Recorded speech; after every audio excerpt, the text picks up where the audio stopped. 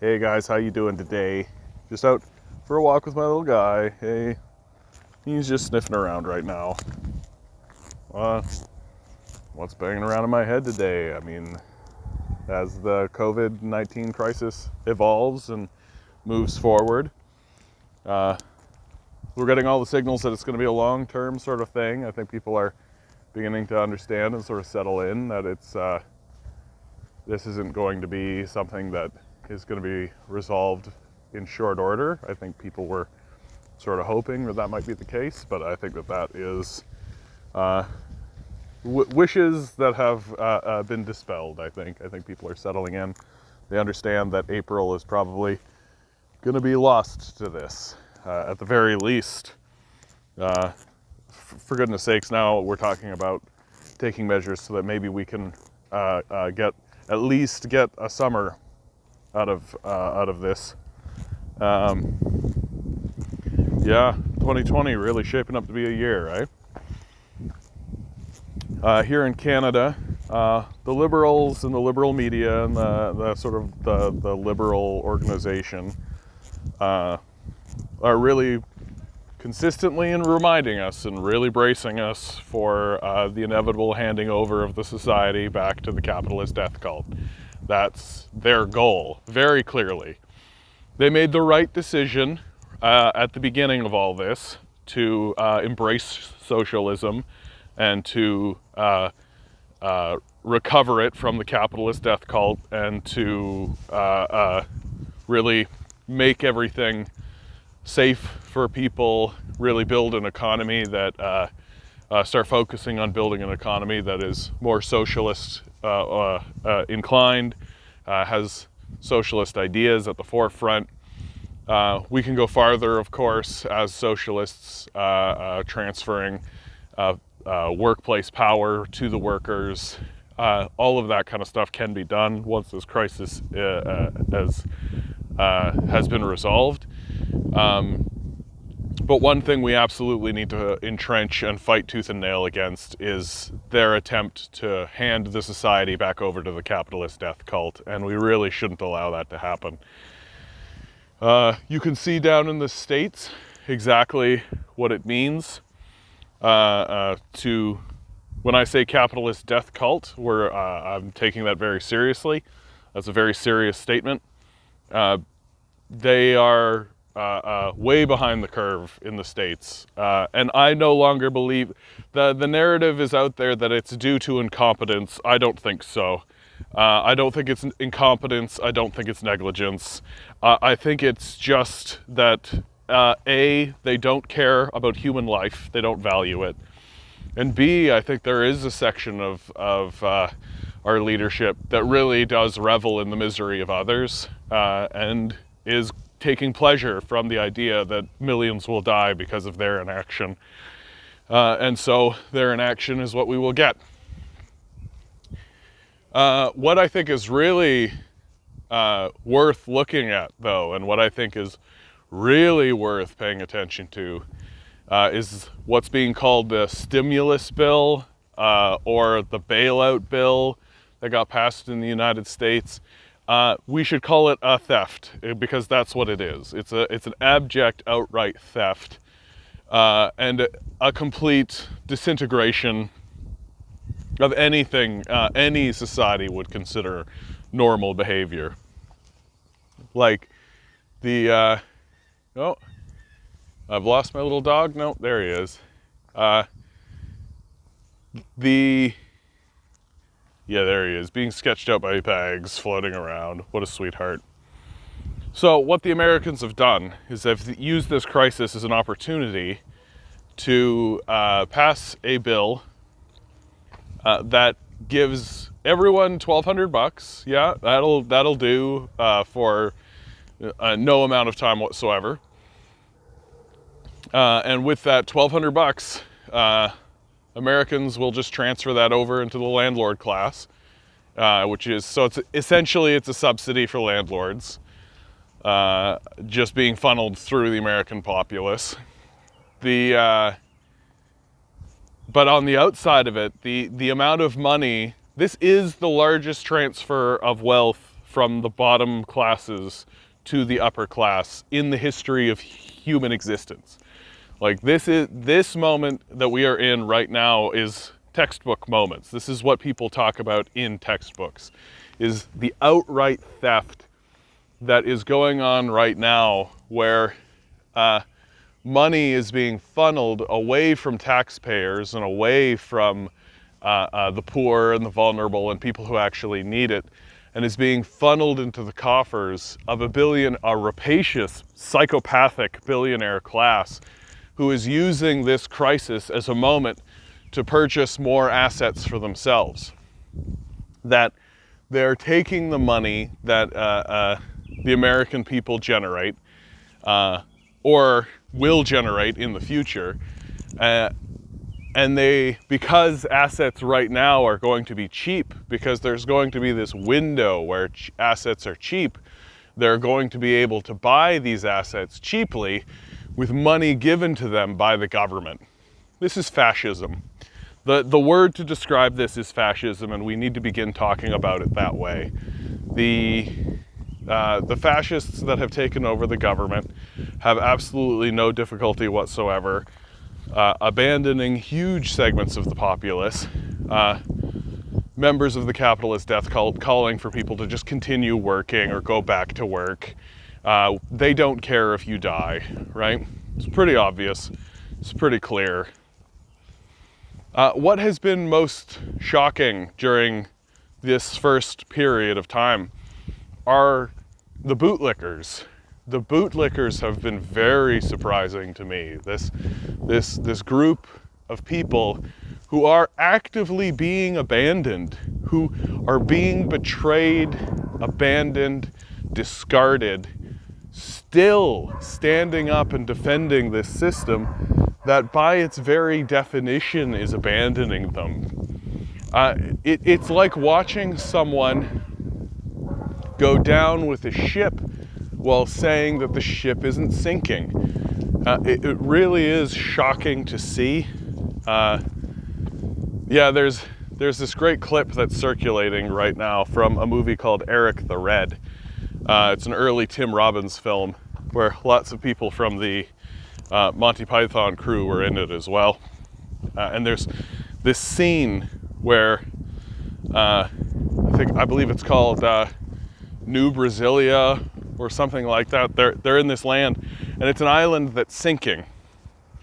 And the people of this place are just there going, no, it's not sinking, everything's fine, everything's completely fine. And this is their attitude all the way down until they're completely sunk. And I just feel like there's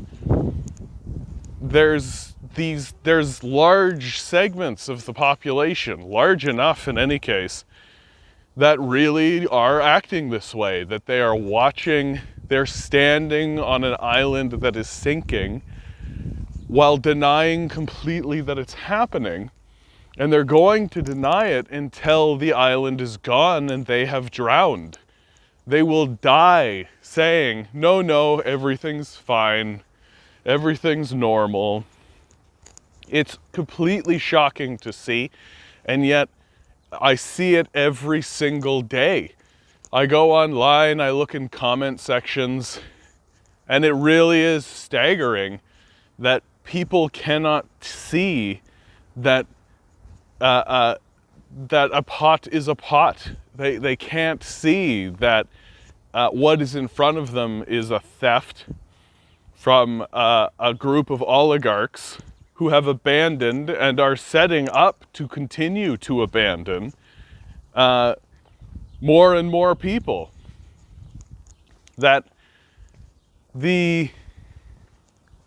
I watched, there's this really excellent social commentator and comedian, Cody is his first name, I can't think of his last name. Some news guy, I believe. If you type that into YouTube, you'll find him. He's excellent, in my view. He really captures the sort of scattered feeling of what it is to be alive in this era. And he's commentating on the world around him while bouncing from subject to subject or idea to idea. And it's clear that he's having difficulty grappling with these ideas as he's talking about them. He's very, very clever and very prescient. And in one of his segments, he talked about an article that came out in 2018 about how an economist went to speak to a group of investment bankers, and the investment bankers,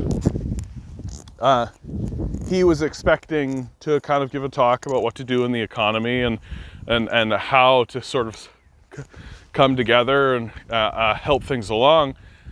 But these billionaires were really talking to him, and they were more interested about what to do after something they call the event, which this economist came to understand was their expectation of social and societal collapse. And not one of them was talking about, well, what can I, with my billions of dollars, do to prevent this? What can I do to kind of stand in the way of this and form solidarity? But they were more interested in what to do afterwards and how to maintain their positions of power and prestige while doing things like, no joke, like hoarding food, having guards with shock collars, like this sort of insane, like creating robot armies. These sort of insane Lex Lutheran kind of ideas that were coming out of these people. And it really does, it affirms everything that I have come to know about the billionaire class, which is that once you attain a certain level of wealth, you simply do become a sociopath. And it doesn't seem to matter who. It just seems to be that once you have detached from what is happening in the world around you, because your wealth has created a complete barrier, then you are incapable of understanding even the most basic plight of an individual. That and it's very simple to understand why this is the case. Once you can purchase people, once you have the ability to take your wealth and buy people with it, which is how the system is structured, once you can regularly buy people and buy a person to do whatever you want, then every individual becomes a tool for you. You cease to be equals with anyone. The only equal that you may have is some other billionaire. But even then, your wealth will separate you. You will be completely insulated from needing to feel even the most basic human emotions, like empathy or compassion or any of that. And this has terrifying implications for our society. And I feel like one of the big things that I'm very concerned about in America, as they're witnessing this enormous theft and as they're witnessing this huge gutting of their society by these billionaires, it's becoming more and more apparent that there is not going to be any reform capable through their electoral structure. That this lack of ability to reform, the inability of the political structure to allow individuals who are interested in ameliorating any of this is extremely disheartening, because what it means is it forces the American people to organize on the streets, like the Occupy Wall Street movement. The scary part about that, of course, is that Occupy was a peaceful movement. It was a movement of individuals who had been disenfranchised by the system coming together to simply state that there is something wrong. It itself had no sort of prevailing ideology or any prevailing sort of requests of the society, except to say and to point out in the society that there is something deeply wrong. Now, of course, there were rational steps that any rational society would do. I mean, you have millions of people who are taking to the streets, occupying huge locations, things like this. A government jobs program would be a very rational position to take. Forgiveness of student debt would be a rational position to take. But the capitalist death cult doesn't think rationally. It doesn't think that way. It thinks, how can I spread suffering the most efficiently? And how can I spread suffering the fastest? It's not interested in creating a stable society. It's interested in the death and destruction of the society, because it's a death cult, and that's how they think. And so the new movement that's going to arise out of this enormous theft, out of this enormous disenfranchisement of huge swaths of the American people, like the mass evictions are coming, right? Like, this is something that during this crisis,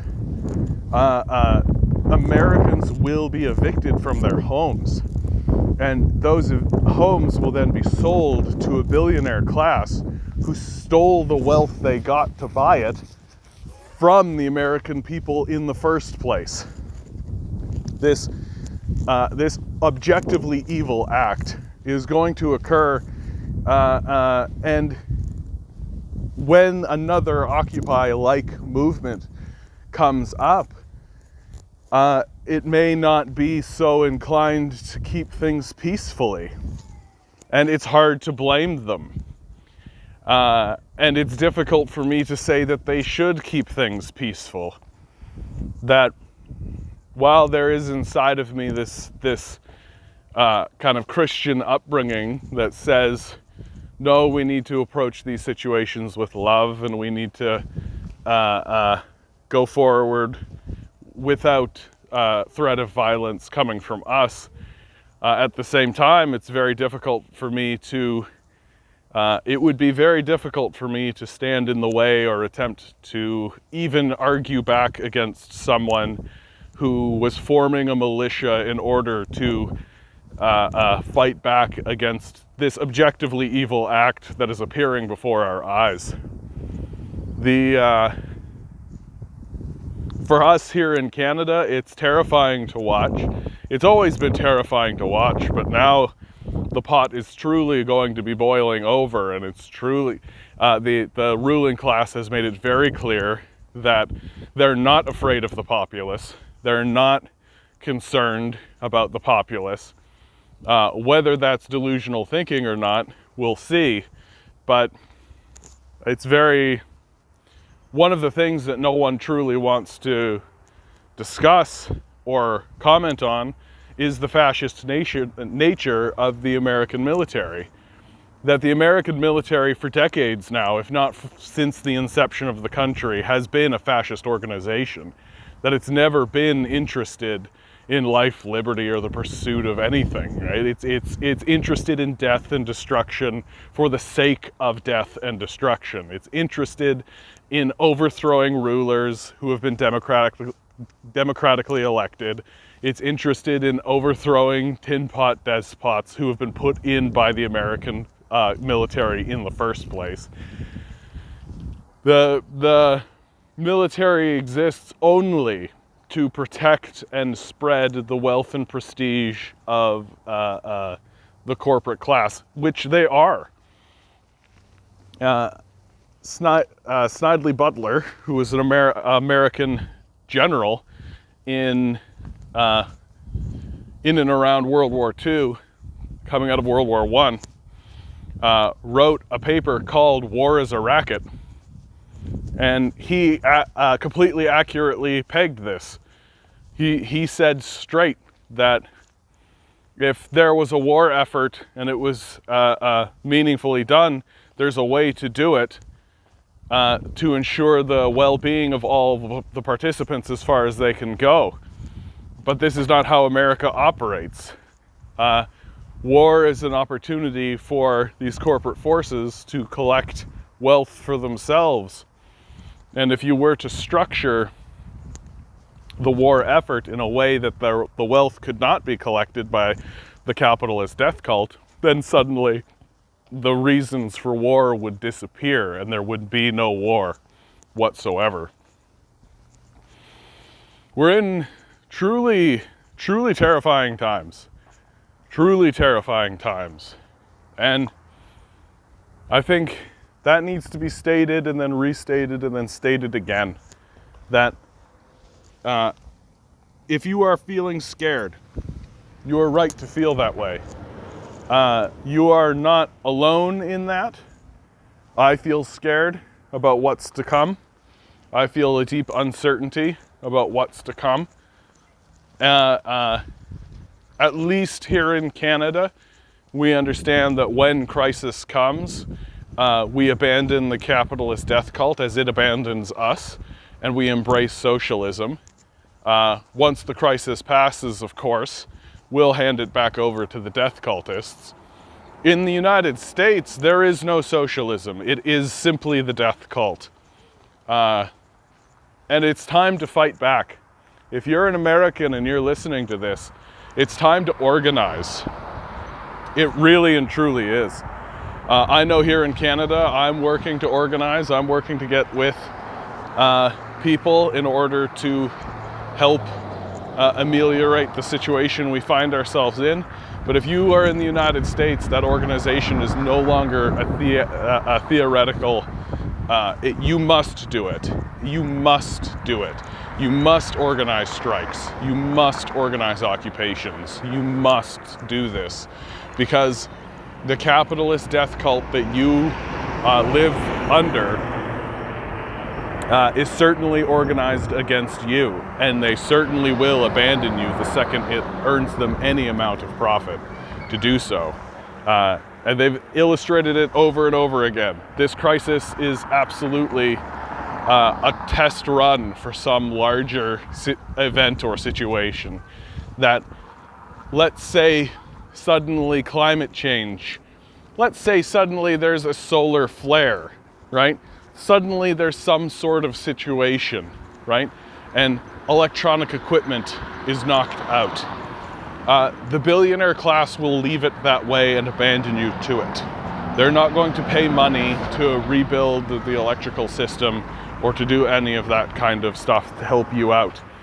They've made that clearer and clearer and clearer, that you will be abandoned.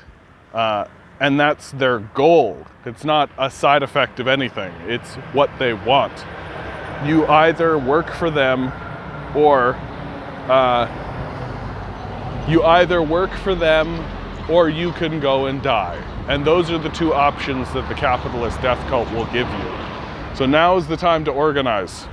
Now, knock on the door of your neighbor, invite them over for tea, right? Of course, this has to wait until after the crisis, but you need to know who the people are around you. You need to get on the same page with them, because these crises are not going to get easier. It's only going to ramp up from here. I hope you guys are having fun, at least. I hope you're taking a moment and attempting to find love. I hope you guys are doing well. Good luck out there.